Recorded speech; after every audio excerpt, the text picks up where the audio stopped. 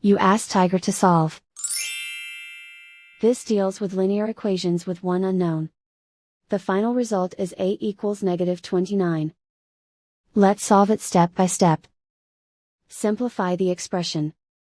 Expand the parentheses. Simplify the arithmetic.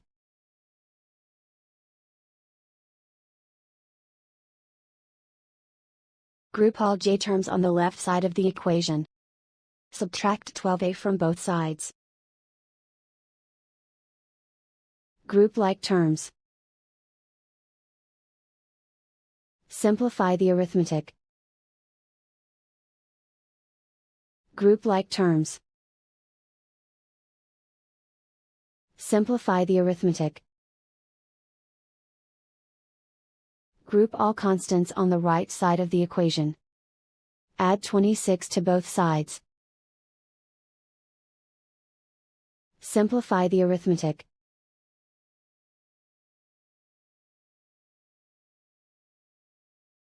Convert the j into a positive number. Multiply both sides by -1.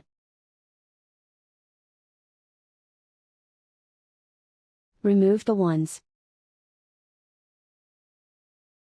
Simplify the arithmetic.